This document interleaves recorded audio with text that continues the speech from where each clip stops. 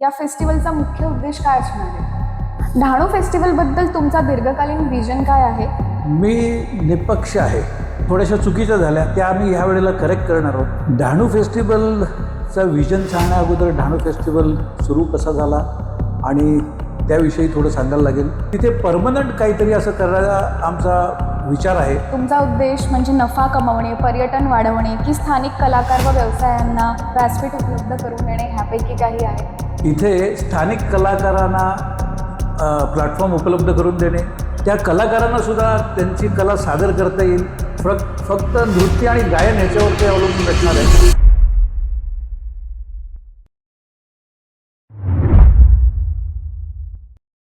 So festival म्हटलं की आपल्याला काय आठवतं? नृत्य, संगीत, गर्दी आणि इन्स्टा स्टोरीज. बट तुम्हाला माहिती आहे का, या सगळ्या वाईब मागे खूप लोकांचं प्लॅनिंग, विचार आणि अनेक लोकांची मनं गुंतलेली असतात.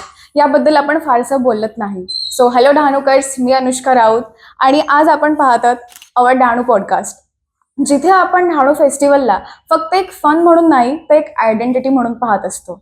आणि म्हणूनच आज आपण बोलतोय डहाणू फेस्टिवल 2026 बद्दल. ठीक आहे, जो फक्त एक फेस्टिवल नाही तर एक डहाणूची ओळख आहे. आणि आजचा संवाद खूपच खास आहे, कारण आपल्यासोबत आहेत डहाणू फेस्टिवलशी नाते जोडलेले आणि डहाणूच्या मातीशी नातं जपणारे आपल्या सर्वांचे आवडते मिस्टर रवी फाटक सर. नमस्कार सर. नमस्कार. आजची चर्चा ही एक केवळ मोकळी चर्चा असेल, जिथे सर्व प्रश्न खूप थेट असतील पण उद्देश मात्र एकच असेल. तर डहाणू फेस्टिवल अधिक महत्त्वपूर्ण कसा बनवता येईल आणि तो जास्तीत जास्त लोकांपर्यंत कसा पोहोचवला जाईल तो आपण यात पाहूया. ठीक आहे, तर सुरुवात करूया अगदी बेसिक प्रश्नापासून, पण तो प्रश्न खूप महत्त्वाचा आहे. डहाणू फेस्टिवल बद्दल तुमचा दीर्घकालीन विजन काय आहे? या फेस्टिवलचा मुख्य उद्देश काय असणार आहे? डहाणू फेस्टिवलचा विजन सांगण्या अगोदर डहाणू फेस्टिवल सुरू कसा झाला आणि त्याविषयी थोडं सांगायला लागेल. मी निपक्ष आहे. डहाणू फेस्टिवल हा माजी नगराध्यक्ष भरत राजपूत यांनी चालू केला. चांगला उपक्रम होता. त्यानंतर काही गोष्टी थोड्याशा चुकीच्या झाल्या त्या आम्ही ह्या वेळेला करेक्ट करणार आहोत. आणि हा कार्यक्रम तहहयात चालू राहील ह्यासाठी जी साईट आहे डहाणू फेस्टिवल जिथे होतो तिथे परमनंट काहीतरी असं करायला आमचा विचार आहे की ज्यामुळे हा फेस्टिवल कमी खर्चात आणि दीर्घकाळ चालू राहील आणि ज्यामुळे डहाणूच्या जनतेला याचा फायदा होईल, हा आमचा उद्देश आहे. अच्छा, ओके. सो तुमचा उद्देश म्हणजे नफा कमवणे, पर्यटन वाढवणे की स्थानिक कलाकार व व्यवसायांना व्यासपीठ उपलब्ध करून देणे ह्यापैकी काही आहे? बघा, ह्याच्यात प्रॉफिट हा प्रश्नच येत नाही. इथे स्थानिक कलाकारांना प्लॅटफॉर्म उपलब्ध करून देणे, त्याचप्रमाणे जे आमच्या आदिवासी समाजातले लोक आहेत की ज्यांना एक्सपोजर जास्ती मिळत नाही, अशांना सुद्धा प्लॅटफॉर्म ह्याचा उपयोग होईल. हस्तकला असणारे लोक आहेत, त्या कलाकारांना सुद्धा त्यांची कला सादर करता येईल. फक्त नृत्य आणि गायन ह्याच्यावर ते अवलंबून असणार आहेत. त्याचप्रमाणे लोकल प्रोड्युसर आहेत काही की ज्यांना आपला माल तिथे डिस्प्ले करता येईल. त्यांच्याकडे मार्केटिंगचं वेगळं काही असं साधन नाही आहे, तर हा प्लॅटफॉर्म त्यांना एक साधन मिळेल. आणि ह्यामुळे डहाणूचा उद्योजक, कलाकार, जनरल पब्लिक ह्या सगळ्यांसाठी हा कसा बेनिफिशियल होईल हेच आमचा उद्देश असेल. ओके. आणि डहाणू ब्रँड तयार करण्यासाठी या फेस्टिवलचा कसा मदत होईल? आता डहाणू तालुक्याला तुम्ही बघितलं की महाराष्ट्रात सर्वात जास्त महत्त्व प्राप्त झालेलं आहे. कारण डहाणू तालुक्यातून सरकारचे अनेक प्रोजेक्ट जातात. बुलेट ट्रेन जाते, DFCC जाते, वाढवण बंदर होणार आहे, मुख्यमंत्री म्हणतात 4थी मुंबई होणार आहे, 3रं एअरपोर्ट होणार आहे. डहाणू हे फक्त महाराष्ट्राच्याच नकाशावर नाही तर देशाच्या नकाशावर येणार आहे पुढल्या 25-30 वर्षात. तर हा डहाणू फेस्टिवल म्हणून अशी एक ओळख राहिली पाहिजे की हा फेस्टिवल इतका जुना आहे आणि तो सर्व स्थानिक लोकांना प्राधान्य देतो, त्यांच्या कलागुणांना प्रस्तुत करण्यासाठी वाव देतो आणि त्याचबरोबर इथे जे काही बिझनेस करतील त्यांनाही मदत होईल, हा आमचा उद्देश असेल. आणि तो मी आणि माझ्या पुढे येणारे सर्व लोक हा कंटिन्यू ठेवतील, हा त्याच्या मागचा उद्देश आहे. अच्छा, ओके.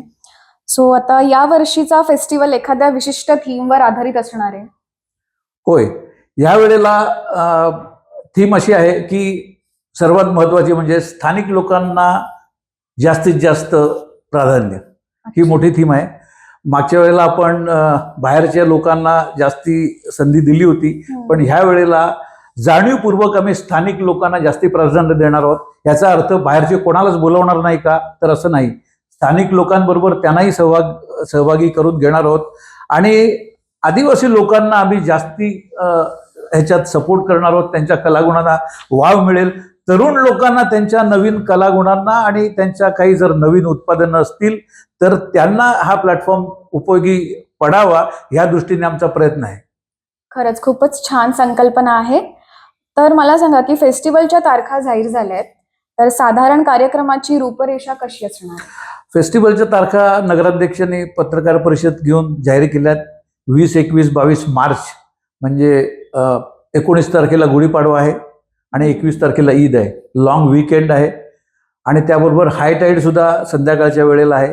असा हा चांगला संगम आम्ही बघून वेळ नक्की केलेली आहे. 18 तारखेला बहुतेक सर्व परीक्षा संपतात, त्यामुळे विद्यार्थ्यांना सुद्धा याच्यात सहभागी होता येईल.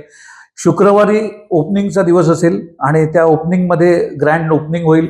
म्हणजे तारपा नृत्य, लेझिम, स्केटिंग असे वेगवेगळे त्याच्यामध्ये इव्हेंट असतील आणि 11 वाजल्याच्या सुमारास त्याचं ओपनिंग होईल. संध्याकाळी कार्यक्रम असतील. कॉलेजच्या स्टुडंटना आम्ही परफॉर्म करायला देणार आहोत. आदिवासी फोक डान्स होणार आहे. नंतर आमचं बोलणं चालू आहे, झी मराठीचा काही कार्यक्रम ठेवता येतील का ते आमचे ऑर्गनायझर बघतायत, तोही फायनल होईल. तर पहिल्या दिवशी वॉटर स्पोर्ट्स पण असणार आहेत. वॉटर स्पोर्ट्स 3 दिवसही असणार आहेत. त्यानंतर सँड आर्टवाल्याला आम्ही तिथे कला त्याची सादर करण्यासाठी जागा देणार आहोत. त्याचप्रमाणे स्टार गेझिंग आणि नाईट वॉकिंग म्हणजे हा इव्हेंटच्या बाहेरचा कार्यक्रम असेल, त्यासाठी वेगळा एक व्हेन्यू पण आम्ही निवडलेला आहे, तेही करता येईल.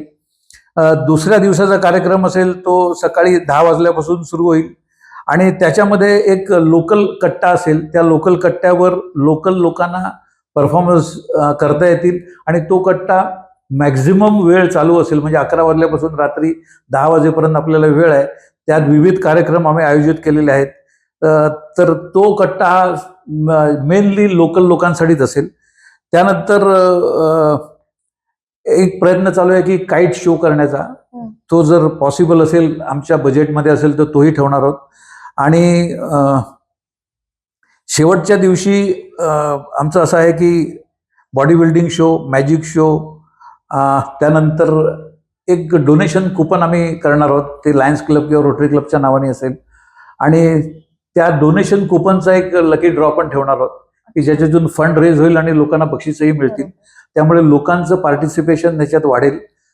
तुम्ही जर मागचा परफॉर्मन्स बघितला तर साधारण 3-3.5 कोटीचा टर्नओव्हर होतो डहाणूच्या फेस्टिवलमध्ये आणि 3 लाखाच्या आजूबाजूला लोक येतात. म्हणजे रोज लाख लोक तरी येतात. हा टर्नओव्हर चांगला आहे. डहाणूची लोकवस्ती बघितली, अजून सेन्सस झालेलं नाही आहे, पण माझ्या मते 70,000 असावी आणि लाख लोक येतात. ही क्रेडिटेबल गोष्ट आहे आणि ही अशीच संख्या वाढत राहील. आजूबाजूचे लोक सुद्धा येतील, याच्यावर मला विश्वास आहे. नक्कीच. हे सगळं ऐकून तर मी तर नक्कीच एक्सायटेड झाली आहे. ही सविस्तर माहिती तुम्ही कधी जाहीर करणार आहेत? आमची टीम काम करते की शेवटी कलाकार जे येणार आहेत आमच्या तारखा त्यांना सूट व्हायला पाहिजेत आणि त्यांच्याशी मग त्याप्रमाणे बोलणी करून ते फायनल पुढल्या 5-6 दिवसात ते फायनल होईल. त्याचप्रमाणे जी डोनेशनची कुपन आहेत ती सुद्धा विक्री म्हणता येणार नाही, डोनेशन घेण्याची प्रक्रिया चालू होईल. CSR फंडमधून ज्या कंपनी आम्हाला मदत करतील त्यांच्याकडूनही आम्ही मदत घेणार आहोत. तसेच कलेक्टर मॅडमनी सांगितलेलं आहे माझ्याकडूनही मदत मिळेल. प्रांत साहेबांनी सांगितलेलं आहे की आदिवासी विकासमधून आम्ही मदत करू, कारण तुम्ही आदिवासी लोकांना ह्याच्यात प्राधान्य देत आहात, तर माझ्याकडून जी मदत होईल ती होईल. लोकल सर्व ज्या काही सामाजिक संस्था आहेत त्या अप्रोच झालेल्या आहेत, ते त्यांच्या परीने मदत करणार आहेत. ह्यात सर्व राजकीय पक्ष एकत्र आहेत, ह्याच्यामध्ये विरोधक असा कोणी नाही. हा कार्यक्रम कुठल्या एका पार्टीचा नाही, एका समाजाचा नाही, हा पूर्ण डहाणूचा आहे. त्यामुळे प्रत्येक पॉलिटिकल पार्टी ह्याच्यामध्ये इन्व्हॉल्व्ह असेल, प्रत्येकाला जबाबदारी देण्यात येईल, प्रत्येकाचे सजेशन ऐकण्यात येतील